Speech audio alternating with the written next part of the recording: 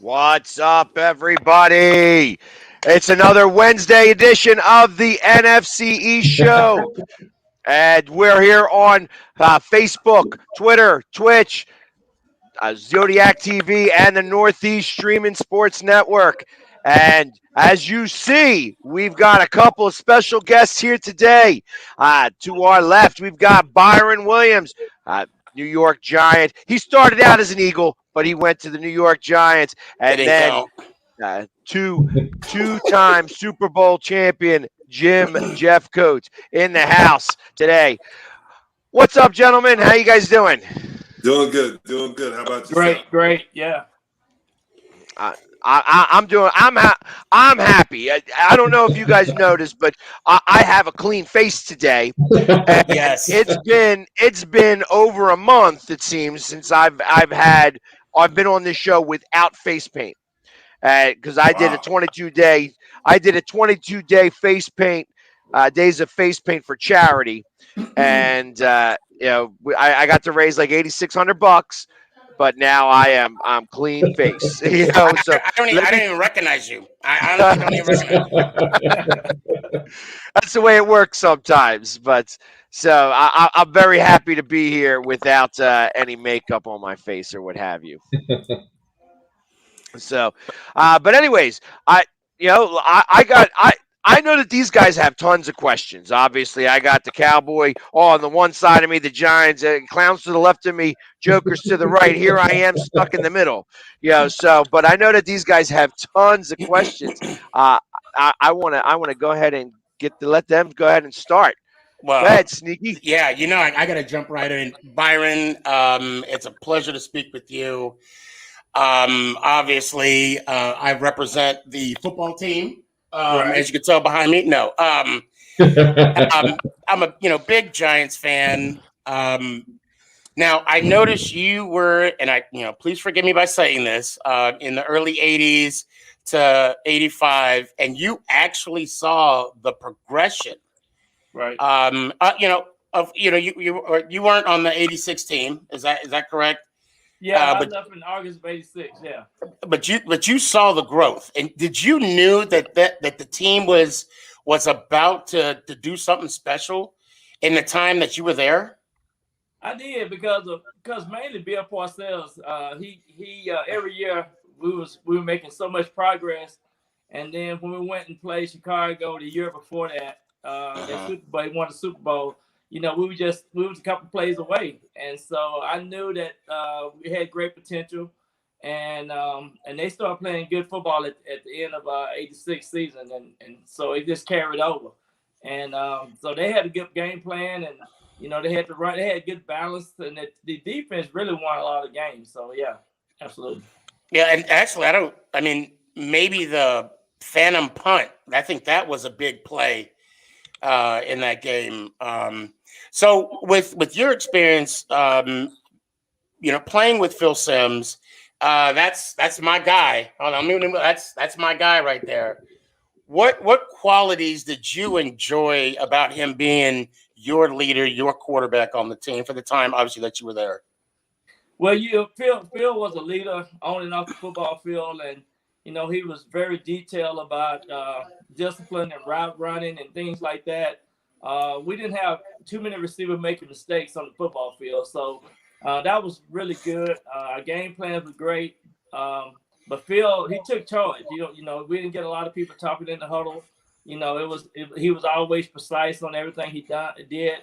So he was just a good leader, and him and Bill Parcells became really close during that time frame, and it really put us on the course of winning, and we knew exactly. Every receiver on that particular team had specific details that they had to do. Some guys block better, some run shorter routes, some run deep routes. So it was a team effort. We didn't have a Pro Bowl receiver. All of us did certain things good. So it was really good on how we got everything formatted. And then, of course, the tight end with Mark and then Lionel making some good plays. And then the team just took off from there. And okay, fine. I know I got to get True Blue in here too, but I got to ask this: playing against the Big Blue Wrecking Crew, or not practicing against those guys day in and day out. Now, obviously, that was a different NFL back then than it was today. I think you guys probably had 4-a-days. No, I'm kidding. We had all day. Yeah, exactly. Right. So practicing against, Leonard Marshall, Lawrence Taylor, Eric Carson, and then going on the field. Wasn't it advantage? Like, oh, this is all you got today? I mean, just give me that mindset, going into Sundays, Mondays, and knowing that you're playing against a team other than the '85 Bears that had a defense where you felt as though it wasn't as intimidating because you were already going against the Big Blue Wrecking Crew throughout the week. Absolutely. When we ran our scout plays against for the defense, they prepared us and they got us ready. And it's just like iron sharpening iron, and that's kind of what way our practice was. And back then, Terry Kenoid and those guys, Perry Williams, all those guys would hit you too if you make mistakes. So it was one of those. They didn't let you just catch the ball. They challenged you time in and time out of practice. So that's what made us better. We had great defense in practice all week. So when we got in the game, it was like eating cake. So it was really that good to have that kind of defense to go against throughout the week. True Blue. Hey, Mr. Jim Jeffcoat. Honor to meet you, sir. Great. Now we got Sneaky G over here, Phil Sims. So my first question to you, which interception was better, the 65-yard return or the 25-yard return? Or really good. But me and Phil got an up-close relationship. Was it the 5 sacks in the one game? Redskins, I can't say that. Washington football. I gotta make sure I'm politically correct. But no, the 65-yard one was because obviously that was the one where we won the NFC East during the game, and I have a 65-yard, and just like Byron said, the Giants were on their way up, and we shocked them by winning that game at Texas Stadium. Yep. Yeah, that was awesome. And that was during the Landry days. Yes, it was. Against when Coach Landry was there, and he was unbelievable. I mean, it was his defense, his offense, and he critiqued every position on him. Awesome. Yeah, that was one of my biggest questions, being a Landry fan, being a Dallas Cowboy fan lifelong. The leadership that Tom Landry showed on the field and off the field with all his players. I was just wondering how that impacted you from the time that you were drafted all the way up to your career going. Well, obviously, when you get around someone like Tom Landry, who was such a big part of the NFL and how he did it. Obviously, he wore the suits, the fedora, things of that nature, but his intelligence was incredible. He was truly a football encyclopedia, and he would walk out there on the field. And back then, they didn't have the technology they have today. He would be up on a tower, and he observed the whole practice from a tower. And he had this big horn, and he'd call your name out if you made a mistake and everything. So he'd like, shoot, how could he see me all the way up there? He was in position. It was incredible what he could do, and his knowledge of the game was incredible. Obviously, he did play for the Giants, and he knew, and him and Lombardi also coached for the Giants at the same time. He was the defensive coordinator, and Vince Lombardi was the offensive coordinator. So they learned the game as a player and as a coach, which was pretty fascinating when you were around him. Just his knowledge of how to play defense, how to play offense. Awesome. Yeah, that sounds just as Mr. Williams was alluding to, Bill Parcells coaching. During that time in the '80s, the players, saw the coaches and they learned so much from them at that time, as you were saying, because of the technology not being there. And with the Players Association and everything going so much now, how much different do you feel the practices are now compared to back then? Well, the difference, I've coached in the obviously in the NFL and coached in college. The difference is it's a more visual game now as opposed to players sitting in a meeting. We had 5-hour meetings, and now you can't sit players more than 30 minutes, and they'll get edgy. You see that they have issues sitting there, so you have to take it different. You have to give them 15 minutes, teach them some things, give them a break, and then go another 15 and do it that way. The players are different, and that's just not that they don't want to learn. They learn different, and you have to understand how they learn and what they can absorb, where we could sit there forever because we obviously came from colleges where we had to sit in big halls. They don't do that anymore. They do it online. They don't have the things that we had. So those things, and being, like you said, the technology now is so different. We were watching 8mm films when I first came in the league. And then we obviously went to the cassettes and the videotapes and everything. And now everything is digital. So it's a totally different atmosphere on how you teach. And you have to learn how to teach players in this time. Awesome. So my question for the both of you, since the dawn of free agency, players have come and go, and I feel that since that time, that the rivalries have really kind of changed the dynamic. Back in the 80s when you both played, I mean, we're talking about the defenses for really all four teams in the NFCs, really all five, because Arizona, or I guess whatever it was St. Louis maybe at the time, the Cardinals were in the mix there. But really, I mean, all four teams like that. We had the gangrene defense. You guys, were a great defense at Dallas. Obviously, you had to play against Lawrence Taylor, like in practice and stuff like that. I mean, first off, my first question is, Byron, did he ever hit you?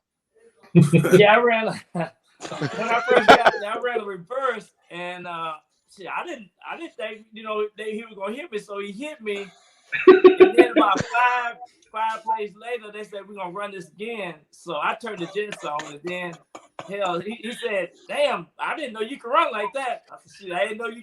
I said, "I wasn't gonna get hit by you no more." So, but yeah, one thing about Lawrence, everybody knew this. He did whatever he wanted to do in practice, and nobody was saying anything to him. So you learn that real fast. It was his team, and it was his way of doing things, and he didn't have to go in there and learn the plays. He just played, the way he, played like he just came natural to him. So didn't nobody talk no trash to him or nothing. So you just know how to what was expected of you.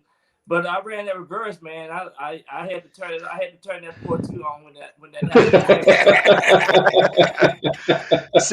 happened. But my real question on this is that do you feel that the rivalry back then between the teams, like I feel like when you hear about some of the hatred that had between like Giants and Eagles that played back in those days, and the Cowboys and the Eagles and the Cowboys and the Washington football team, or Redskins, they were the Redskins back then, so I'm going to call them the Redskins then.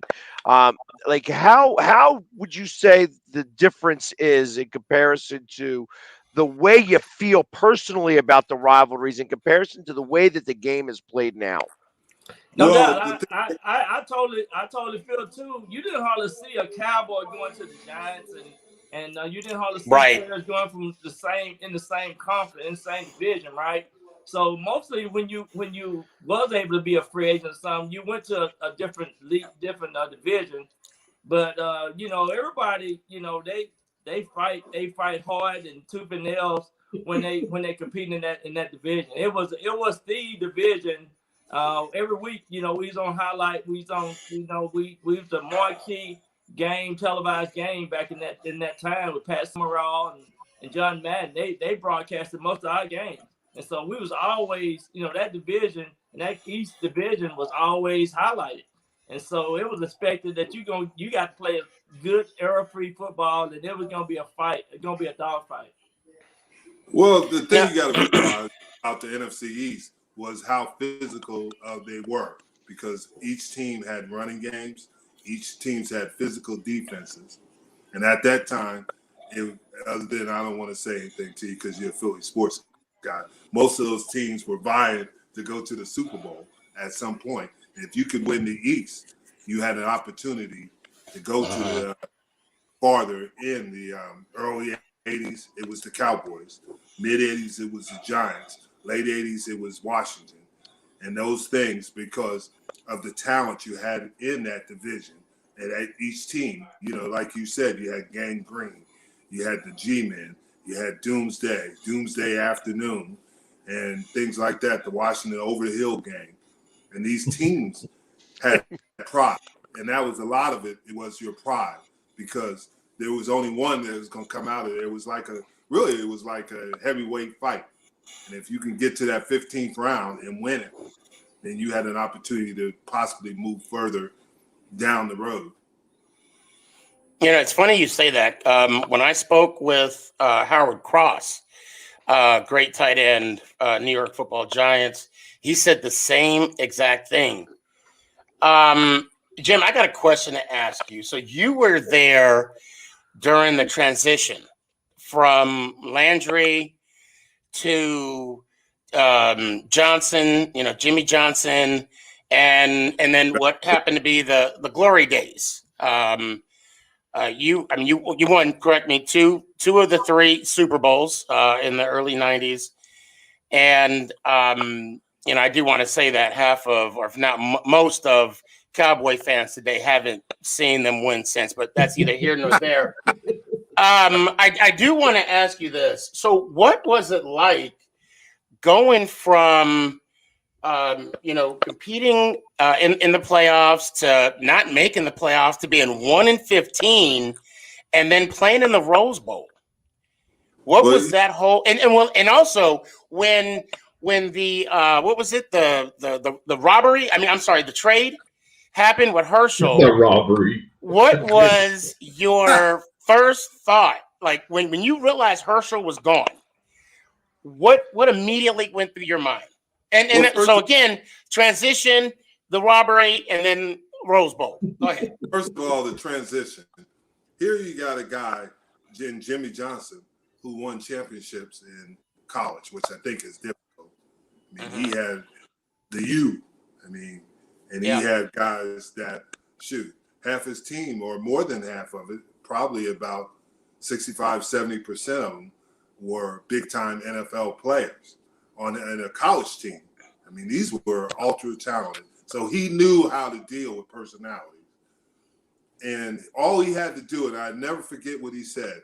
He said, we will practice like champions. We will prepare like champions, because someday we will be champions. And that's how we did. He had his expectations, and he never changed them. He never changed the expectations that he wanted to succeed. He never let guys take the easy way out. We were the only ones in the NFL at that time. We'd come in on Wednesday, and it was full go. It was full pads, and we were hitting on there, which in the 1-15 year, as it progressed and as we got better, he pulled off of that. We didn't do that because we might kill each other, but those things. But what he did was he was putting that mentality in there. This is how we're going to do it. This is how we will be champions. And that's why we really did turn around fast. Obviously, the Herschel Walker trade did help when we transitioned to that, because you got draft picks. You got guys like Tony Tolbert. You got Darryl Johnston. You had guys, you had made trades that you got Steve Walsh, and then you made other trades. You got Emmitt Smith, Darren Woodson, guys like that, Mark Stepnowski, who all were players that helped us get to the Super Bowls. And Jimmy had a plan, and he executed the plan perfectly. Now, the thing you got to realize is it probably wouldn't have worked. The Herschel Walker trade probably wouldn't have been as effective in this day and time, because of all the things that go on with free agency. But at that time, it was a great trade for us because it helped us get some key components to help us win Super Bowls. Now, in the day of the Rose Bowl, Yes. what was, I want to know the mindset. I mean, did you guys knew, because you guys just played a tough 49er team. Many, even myself, said that was the Super Bowl. Yes, I was rooting for the Niners. I did not want you guys even smelling the Super Bowl. I'm gonna, I'll come clean. It was a tough Niner team. You beat them at home. No one expected y'all to win. Now you're playing in an experienced Buffalo team that had something to prove, because they lost the 2 previous Super Bowls, 3-time AFC champions. Jim Kelly, Thurman Thomas, Bruce. I mean, the list, Andre Sweet. The Hall of Famers is all over that. What was the mindset on that day? And again, you're playing in the granddaddy of them all, the Rose Bowl. What was your and I don't want you to speak for the team. What was your thought process of that day? And waking up, even if you got any sleep, what was your mindset? Well, the thing you got to realize is how this team was built. We feared no one. We feared no teams, and that's how Jimmy had prepared this team. When we walked out there, we expected to win. And when you said the night before, we were ready in there. We were in LA and we were with the stars, and we felt we were the stars because obviously when you go to a Super Bowl, you're the only game in town at that time. So we felt when we walked on the field, we were going to show everybody why we were here and what we could do. So the night before, you just sit there and just get ready mentally. What's interesting about that week is we probably had our best practices of the year, which is unusual at the end of the year, but we were ready. We had prepared ourselves to win a championship. We had prepared ourselves mentally and physically. When we walked out there, if you remember, Tasker had blocked a punt. And they actually were in a great position. And then Norton makes the great play down on the goal line. They were moving the ball.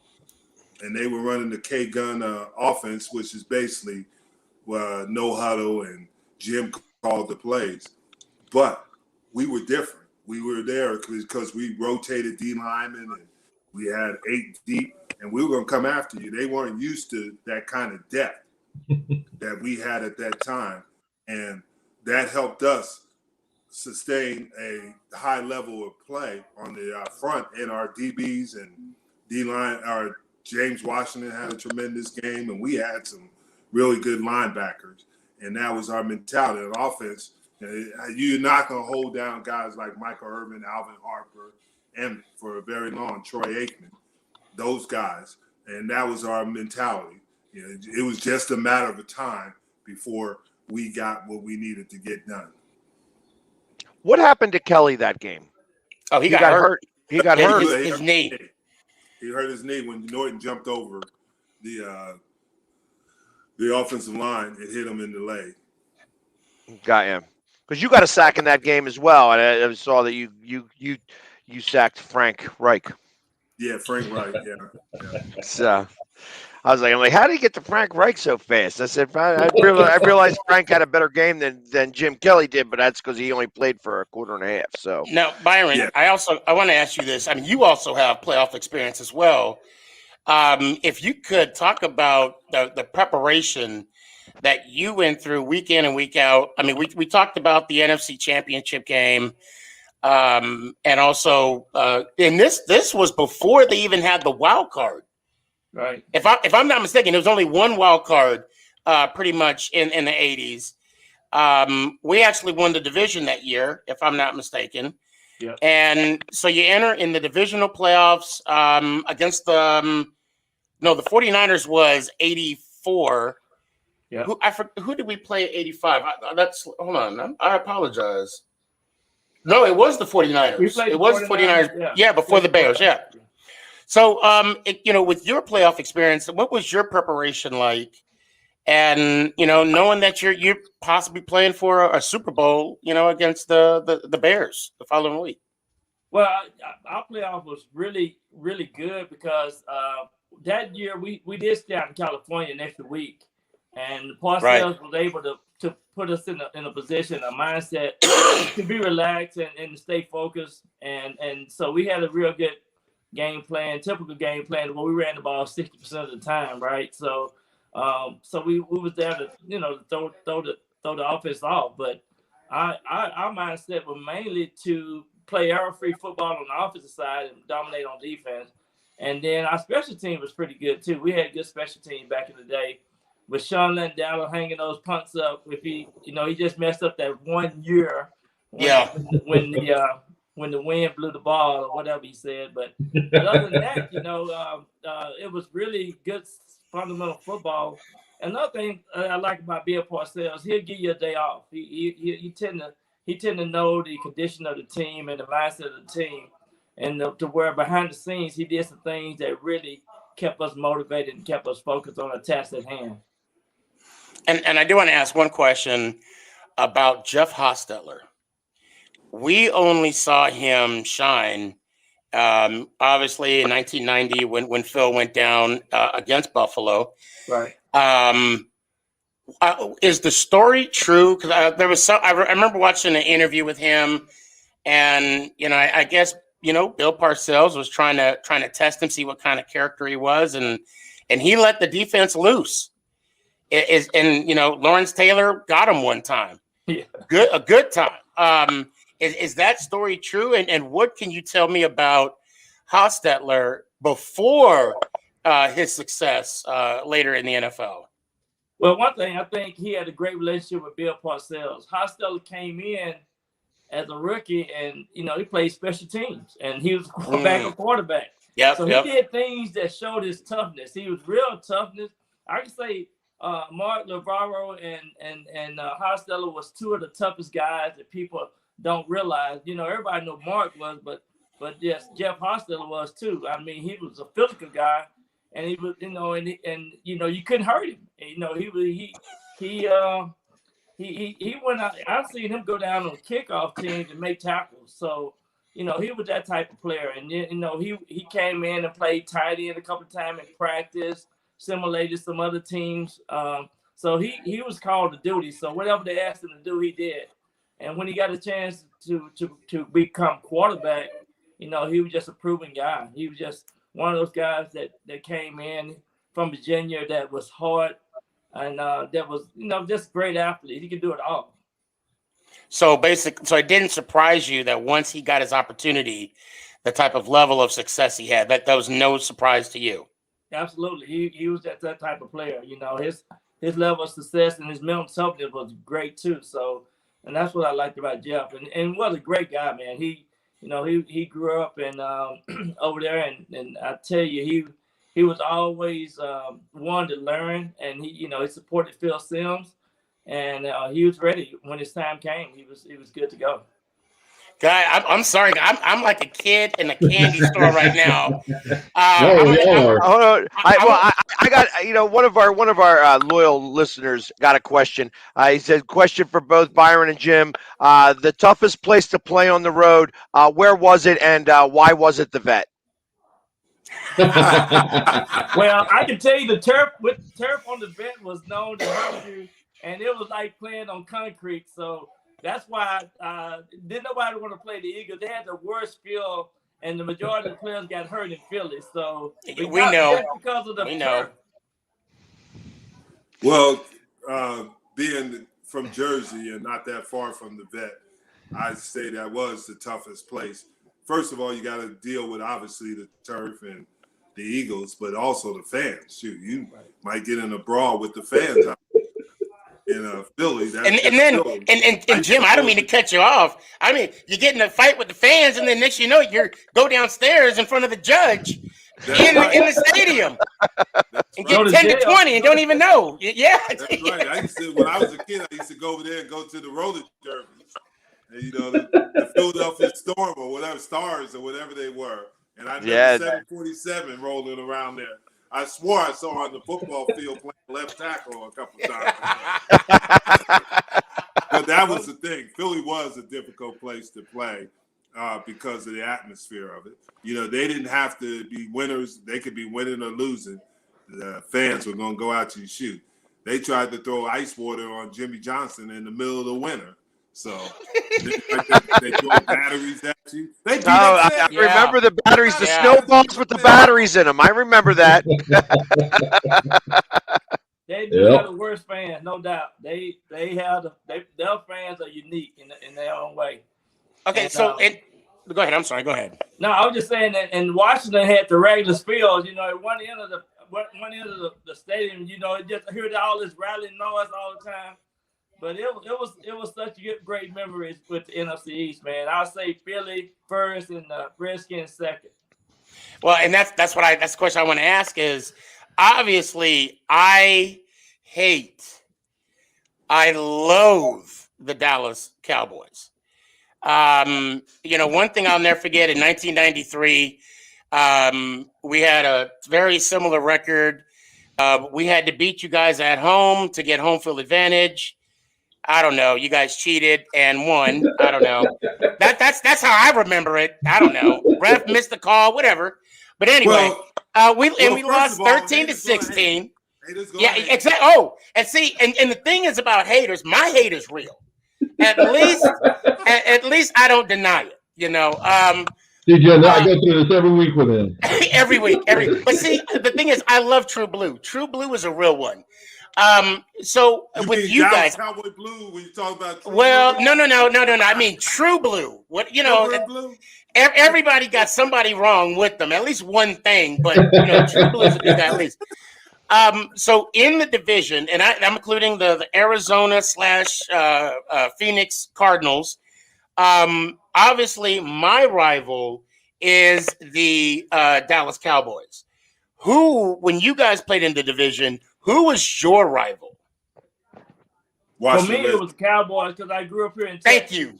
I grew up in Texas, so I wanted to always beat the Cowboys. Oh, that's right. Texas. You know, everybody was watching, and when you come back home, they're going to say, well, y'all kicked the Cowboys' ass twice in '84. So they hadn't done that in 21 years, 23 years. So it was always good to come home and be a part of the Giants kicking the Cowboys' butt down here in Texas. I had so much success against the Giants, you know. That's right.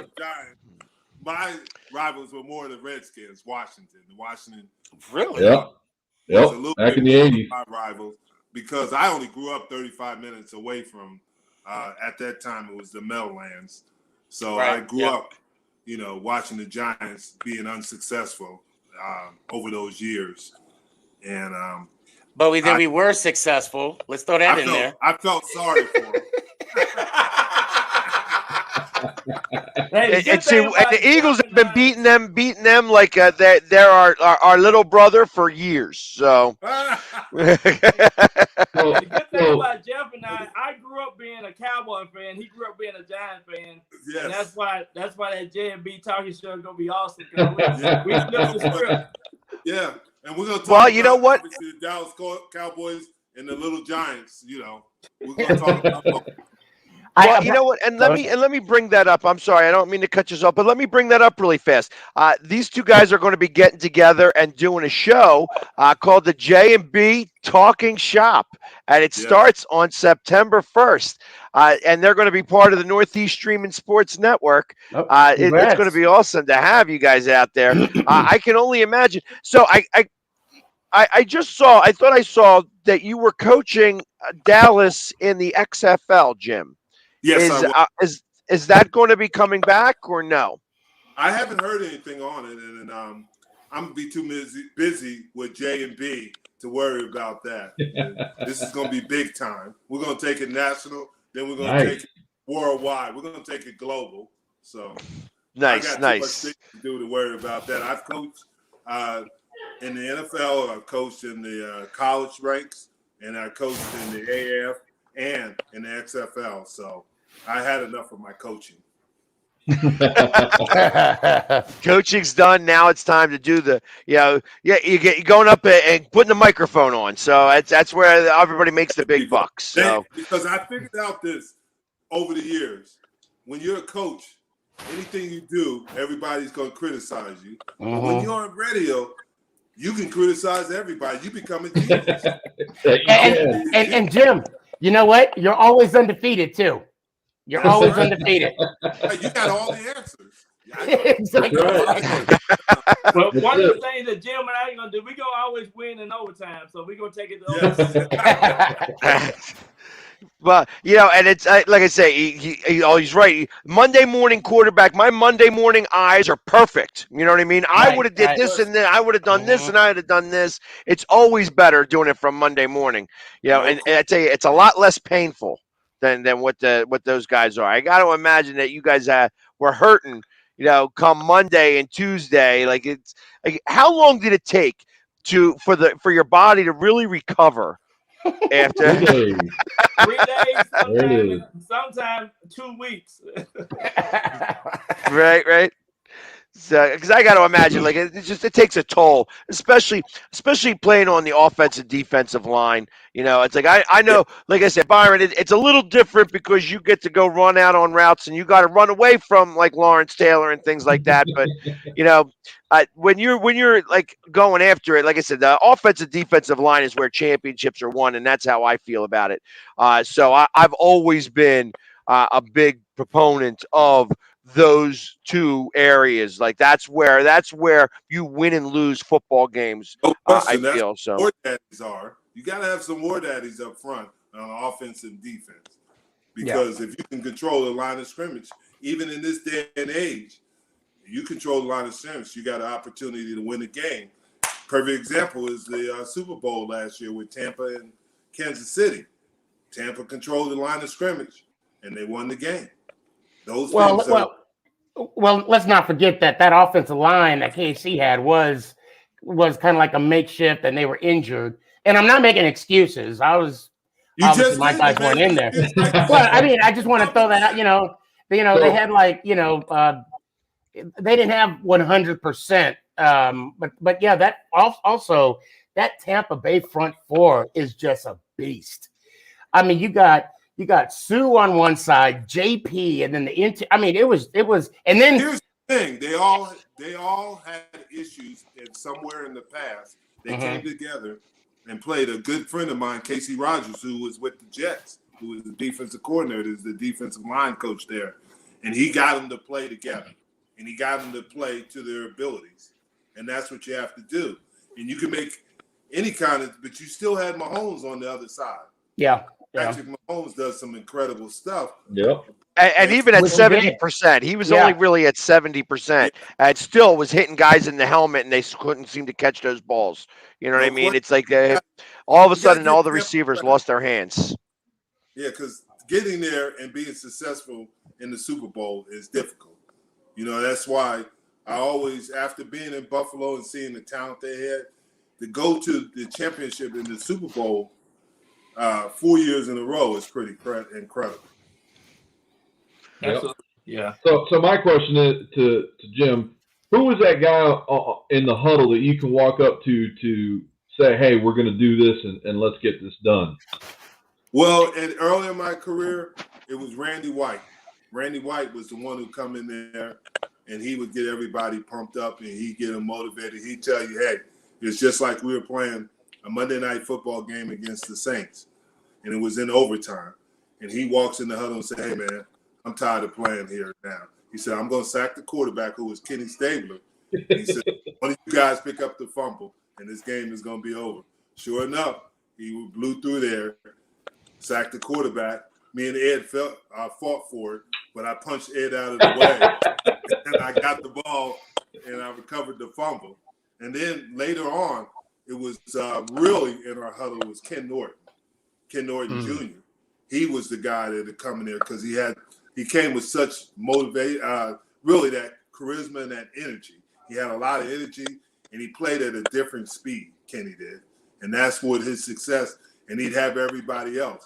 He was the guy that organized everything Thursday night for the the defensive team to sit together and watch film on the opponent that we're going to play that following week and things like that. So it was Randy White and Ken Norton.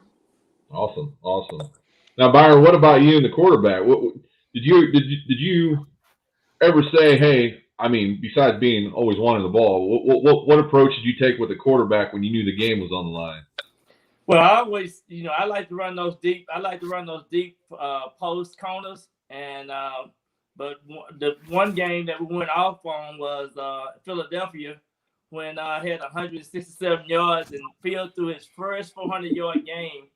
And but once you can just feel the momentum. Once you know that you got it going. You and the quarterback got that on the same page.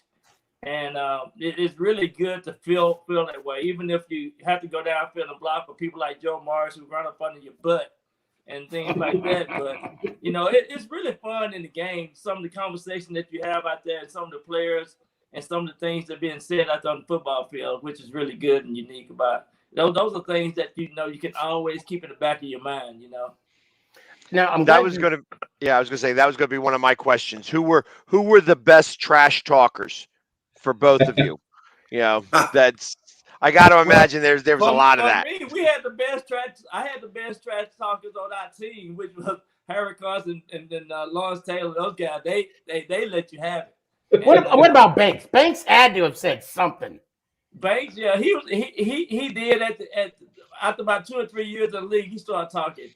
But he just brought it. I mean, you're talking about full speed. Carl Banks would bring it.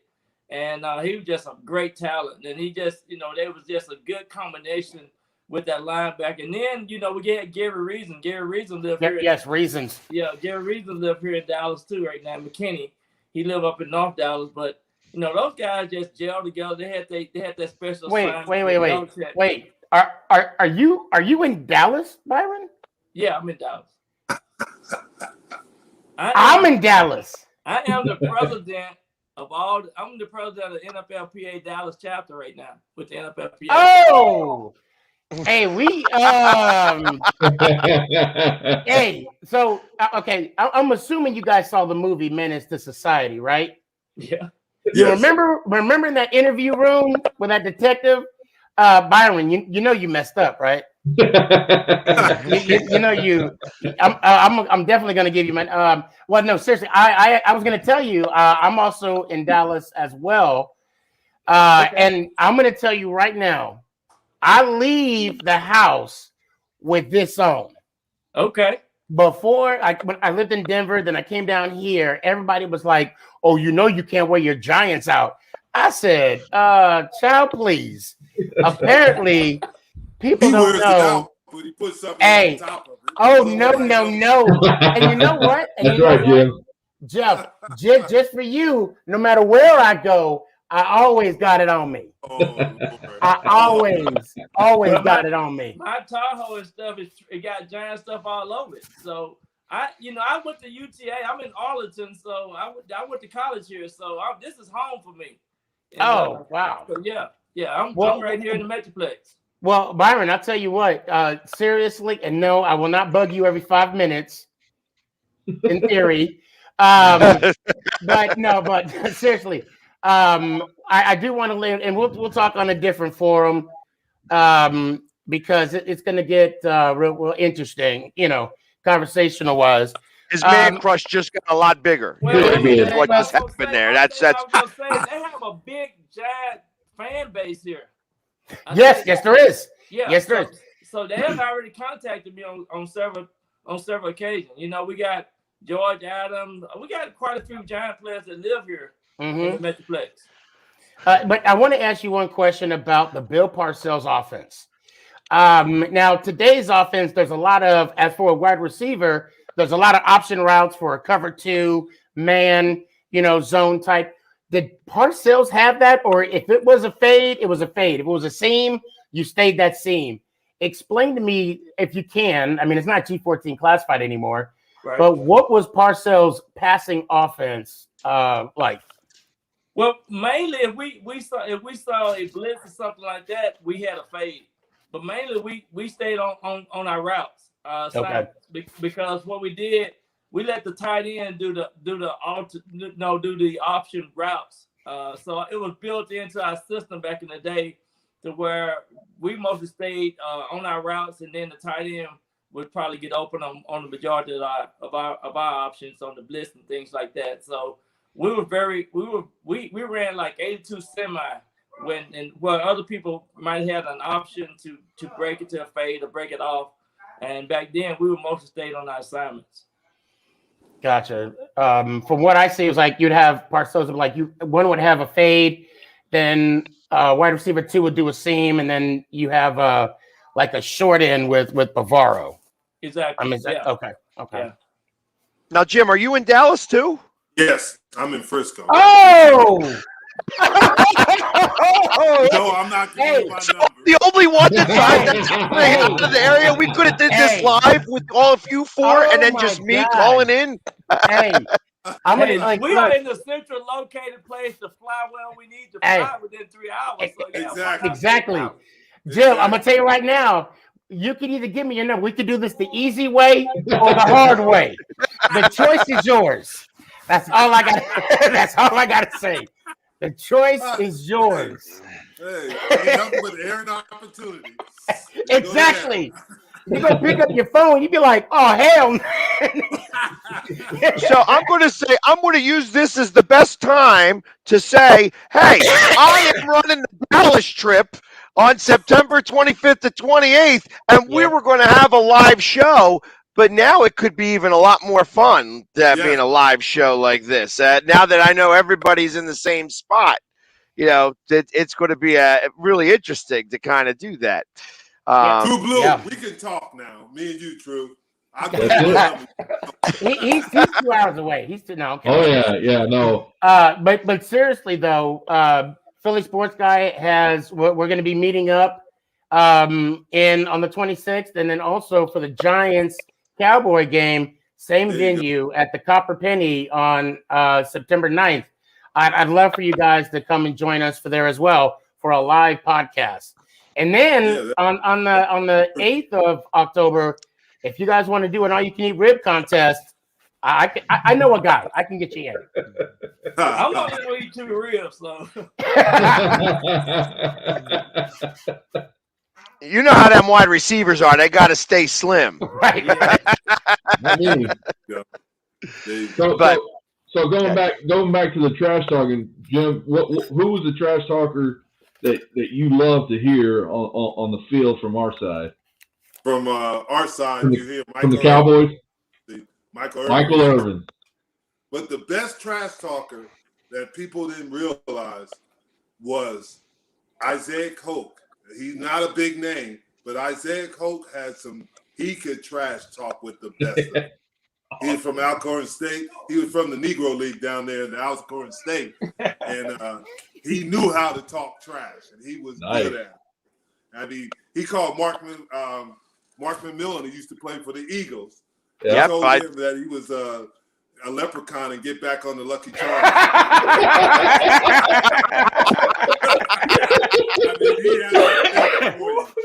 I mean, things like that he'd come up with, and he'd find something, and he picked you a whole game like that. Yeah. It didn't matter if you were in offense or defense. Yeah. Awesome. Now, how about on the other side? Like from anybody that you played against? I mean, I got to imagine there were some times when you were going back and forth. I know that I always hear the stories when somebody was trying to talk trash to Reggie White, and Reggie White would just, blow them up afterwards. But like, who was some of the better trash talkers from opposing offenses?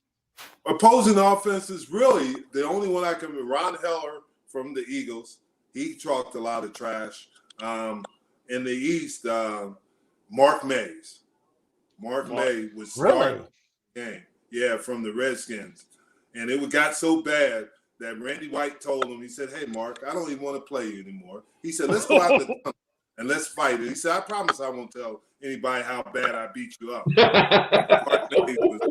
Theismann was another one. Joe was one of those guys that was always talking. Damn. Not a lot of guys on the Giants. They really didn't say anything. crossing we proved it on the field. That's why. I mean, Zeke Mowat, he said a little bit, but really none of the offensive linemen would really say anything.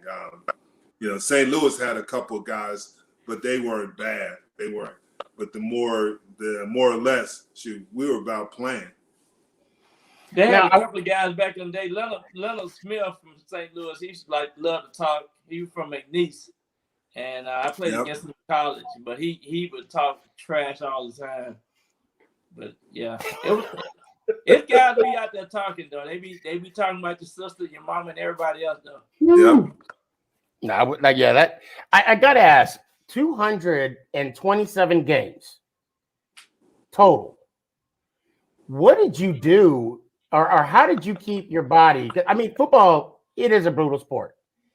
Getting hit, 3 hours once a week. That's not even including practice. I mean, that's durability. What did you do to get yourself prepared week in and week out for 227 games? Well, to be honest with you, it's genetics. My mother is 87 years old in great shape and everything. Plus, she put the fear of God in me. She said she wasn't going to have soft boys. And I couldn't lay that. I couldn't sit out on the field. I couldn't make like I was hurt because she would come and get me. So it was really, I have to give my mother credit. I was afraid of her more than any player that I played against. And Byron, what did you do to get yourself ready? I mean, week in and week out, playing in the games that you were playing in. I mean, plus the practices with, LT Carsons and all the New York Giant greats. I was a real fast guy, and I could run, and that was my gift of fame right there. I could run. I could run a 6 mile, and I was always in shape. I played at 185. I'm 195 right now, so I just my dad was a kind of same build type person, so it's like Jeff said, genetic was a big part for me as well. But I just believe in trying to eat right too, and but mainly, you have to stay in shape. You have to run, and it's never enough, And I love Coach Judge for this. He's running the crap out of the Giants right now, because I think in the fourth quarter, that's where you win games. Being able to finish the game well. And I was about to bring that up. Now, if you notice, there were 4 players that they would sign within a week, they retired. I made it and that question was asked to me. It's always, I'm all over social media. I always get that question. And I just say, Judge is weeding out the weak. Is that a fair assessment? I mean, is that something you would agree with and also say? I think so. And one thing people don't realize what Parcells did, we had to run 200 meters within 2 minute rest in between, and I had to run all of mine under 26 seconds. So Parcells required you to run, and that was a big part of the game. And I think some people done got away from that. And we talked about the NFLPA, how they done regulated the practice and what you can do. I think that's a big thing now. I think in the long run, the second half of the season, the Giants going to be in better shape than any team probably out there for staying healthy. See, and I just ran a 5K in under an hour. So I am super excited about that. I am probably some of the best shape of my life. Made sure I beat Howie Roseman and Ike Reese. So I was really excited about that. I like that. I like the way you think, because I ran to the refrigerator. I was going to say that. I ran to the couch in under a minute. Easy. I was joking. I mean, I got a pretty good 40 time. I mean, my 40 time is 42 minutes, because you got to stop in between, get rested, and finish it. That's, and I'm proud of that time. And I was all excited because I actually wear the shoulder pads and the football gear. I was all in football gear. So trust me, I'm ready to get out there now. Hey, you know what I want to do? I want to see if we can start timing guys in their whole uniform. I think just pocket them. Well, I mean, we all agree that the combine speed is way different than game speed. No Absolutely. question. I mean, that's obvious. Absolutely. Right. I absolutely agree with that as well. It's just because I tell you, some of the people that you think that rise up in the combine, and then all of a sudden when they get to the NFL, they just don't have it like that. They just Exactly. it's not the same. There's no question about that because some guys look good in shorts, but you don't play football in shorts. No. You play Right. 'em in Exactly. That's exactly correct. I think the J&B show gonna probably come up with our own test combine, and we're gonna Yep. create something that's gonna be really mind blowing. Because we're gonna get in the locker room, we're gonna bring it to a whole nother dimension of what players are, how we can test players, because a lot of these guys shouldn't even be on the team right now, I think. Yeah, there's no question. It's a different era. There's just with every position you can see it. Could they have made it in the time that me and Byron played? The physicality has changed. Well, yeah, I mean, practicing here in Texas back in the day, 100-degree days, 8 hours out there, compared to now being here at the Star and things like that. Yep. You're right. Yeah, exactly. We had to deal with the heat. Yep. Then we had to walk 10 miles to get to locker rooms. Yep. Absolutely. That's in it. Green Bay, they used to have you ride your bicycle to practice. Oh, that's right. Yep. That's good because they wanted to make sure that you could say hello to everybody, all the owners, as you drove by. Right. So, yeah.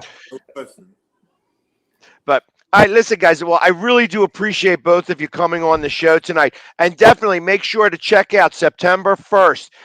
It's going to be everywhere. It's going to be coming on at it would be 8 o'clock Eastern time, 7 o'clock Central time.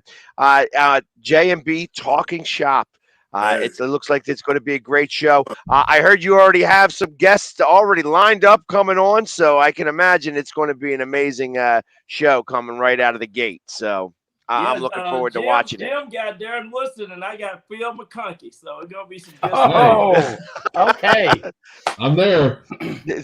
Darren Woodson and Phil just started off. That's just day one. That's just day one. So, and you can definitely check them out. Northeast Streaming Sports Network is going to be where they're going to be showing. So they'll check it out on Facebook and on their YouTube channel at Northeast Streaming Sports. You'll be able to see it all right there.